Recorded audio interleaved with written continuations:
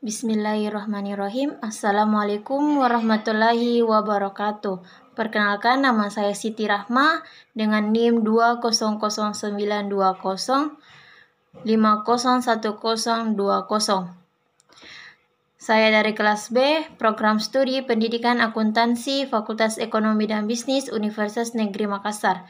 Di sini saya akan menjelaskan soal-soal dan tugas ke-9 sebagai pemenuhan tugas ujian akhir semester mata kuliah budgeting. Baik, saya masuk kepada soal yang pertama, yaitu pendidikan adalah hak setiap warga negara. Menyelenggarakan pendidikan merupakan salah satu pelayanan negara kepada warganya atau public service obligation yang bertujuan untuk mencerdaskan mereka. Pendidikan merupakan hal penting yang harus diperhatikan negara. Pendidikan merupakan cara formal yang dilakukan negara untuk mencerdaskan warga, sehingga akan dihasilkan sumber daya manusia yang memiliki daya saing. Dari proses pendidikan akan lahir para intelektual, politisi, ilmuwan, negarawan, guru, dan profesi. Jelaskan jawaban Anda atau saya tentang pernyataan tersebut. Baik, jawaban saya adalah hal ini dijelaskan dalam pasal 31 Undang-Undang Dasar 1945 amandemen mengatakan, yaitu setiap warga negara berhak mendapatkan pendidikan dan setiap warga negara wajib mengikuti pendidikan dasar dan pemerintah wajib membiayainya. Berdasarkan pada pasal 31 ini, negara memiliki dua kewajiban, yaitu menyelenggarakan pendidikan bagi setiap warga negara dan membiayai pendidikan bagi warga negara. Menyelenggarakan pendidikan berarti negara harus menyediakan tempat atau sekolah, pendidik, sarana dan prasarana sehingga kegiatan belajar mengajar tersebut bisa berjalan. Membiayai pendidikan artinya negara harus menyediakan dana atau anggaran agar kegiatan belajar mengajar yang melibatkan pendidik, sekolah, sarana dan prasarana bisa terrealisir. Menyelenggarakan pendidikan merupakan salah satu pelayanan negara kepada warganya, yaitu public service obligation seperti dalam soal tersebut, yang bertujuan untuk mencerdaskan mereka. Karena pendidikan merupakan hak asasi, maka tidak diperbolehkan adanya pembatasan kepada setiap warga negara untuk mendapatkannya. Tidak ada diskriminasi, apakah warga itu tinggal di kota atau di pedalaman. Apakah mereka orang miskin atau orang mampu, negara wajib menyediakan layanan pendidikan ini. Pendidikan merupakan hal penting yang harus diperhatikan negara.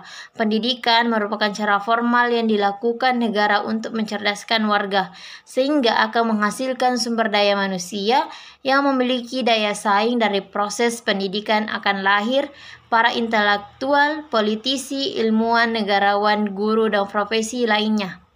Oleh sebab itu, warga harus diberikan akses bisa mendapatkan pendidikan gratis hingga perguruan tinggi. Jika dengan kuliah di perguruan tinggi akan dihasilkan kader-kader yang berkualitas untuk kemajuan negaranya, menjadi kewajiban negara untuk mengalokasikan anggaran guna bisa terselenggaranya amanah tersebut dengan baik. Bagaimana bisa negara membiayai dana pendidikan? Tentu saja dari dana diperoleh dari sumber daya alam yang dimiliki oleh negeri ini. Dengan sumber daya alam yang ada, baik itu yang berada di daratan seperti tambang maupun sumber daya laut yang ikannya melimpah hingga dicuri negara lain, lebih dari cukup untuk membiayai pendidikan dengan gratis. Tentu saja jika semua sumber daya alam tersebut dikelola dan dimiliki oleh negara sendiri. Karena itu, mendidik warganya menjadi cerdas, menguasai ilmu, pengetahuan, dan teknologi merupakan investasi negara, sehingga negara akan memiliki sumber daya manusia yang berkualitas untuk mengeksplorasi sumber daya alam yang ada. Tidak perlu lagi mengundang negara asing untuk mengeksplorasi sumber daya alam yang ada, karena mereka akan mengambil sumber daya alam kita dan mereka hanya membayar pajaknya. Baiklah, kita lanjut ke soal yang kedua, yaitu setiap orang mempunyai kesempatan yang sama untuk memperoleh pendidikan. Kesempatan memperoleh pendidikan tersebut tidak dapat dibedakan menurut jenis kelamin, status sosial, ekonomi, agama, maupun letak geografis. Bagaimana menurut Anda? Jelaskan jawaban Anda. Itulah soalnya. Baiklah, jawaban saya yaitu pendidikan merupakan salah satu hak asasi yang mendasar bagi semua manusia. Pendidikan sangatlah penting karena dapat mengubah kehidupan seseorang dengan memberikannya kesempatan yang sama untuk mengangkat diri serta keluar dari kemiskinan. Di sini kita dapat mengetahui bahwa pendidikan adalah hak segala manusia atau hak asasi manusia yang tidak boleh dibedakan atas perbedaan, misalnya miskin dan kaya. Semuanya akan mendapatkan pendidikan tanpa adanya diskriminasi. Ketika ada diskriminasi di sini, tidak akan terjadinya pendidikan yang baik dan sukses. Dilansir dari Right to Education Initiative, pendidikan bukanlah keistimewaan namun hak asasi manusia yang harus dipenuhi. Pendidikan sebagai hak asasi artinya setiap manusia berhak atas pendidikan di bawah kekuatan hukum tanpa diskriminasi apapun. Seperti yang saya jelaskan tadi, diskriminasi. Sehingga negara berkewajiban melindungi, menghormati, juga memenuhi hak mendapatkan pendidikan dan mengawasi pelanggaran yang terjadi di dalamnya, juga menindaklanjuti pelanggarannya dengan kekuatan hukum. Dalam Konstitusi Negara Indonesia, hak mendapatkan pendidikan tercantum dalam Undang-Undang Dasar Republik Indonesia tahun 1945 pada pasal 31, yaitu ayat pertama, setiap warga negara berhak mendapatkan pendidikan. Ayat kedua, setiap negara wajib mengikuti pendidikan dasar dan pemerintah wajib membiayainya. Kedua ayat tersebut menunjukkan bahwa semua manusia berhak mendapatkan pendidikan tanpa perlu melihat perbedaan yang ada, baik itu jenis kelamin, suku, orang yang tinggal di kota maupun yang tinggal di pedesaan. Dalam Undang-Undang 1945 bahkan disebutkan bahwa negara harus memprioritaskan anggaran pendidikan sekurang-kurangnya 20% dari APBN untuk menyelenggarakan pendidikan nasional. Adapun contoh hak mendapatkan pendidikan yaitu menurut UNESCO yang dimaksud hak atas pendidikan adalah yang pertama, pendidikan dasar yang gratis, wajib dan bersifat universal. Yang kedua, pendidikan menengah termasuk teknik dan kejuruan yang tersedia secara umum dan diakses oleh semua atas dasar kapasitas individu yang progresif gratis. Yang ketiga, pendidikan tinggi yang dapat diakses oleh semua orang atas dasar kapasitas individu namun progresif gratis. Yang keempat, pendidikan dasar bagi individu yang belum menyelesaikan pendidikan. Yang kelima, kesempatan pelatihan profesional. Yang kelima, pemerataan mutu pendidikan melalui standar minimal. Yang ketujuh, pengajaran dan perlengkapan berkualitas untuk guru, sistem fellowship yang memadai dan kondisi materi untuk staf pengajar, dan kebebasan memilih. Baiklah, selanjutnya saya akan menjelaskan mengenai tugas 9 yaitu konsep BKT dan UKT. Adapun yang pertama itu soalnya, jelaskan apa yang Anda pahami tentang BKT.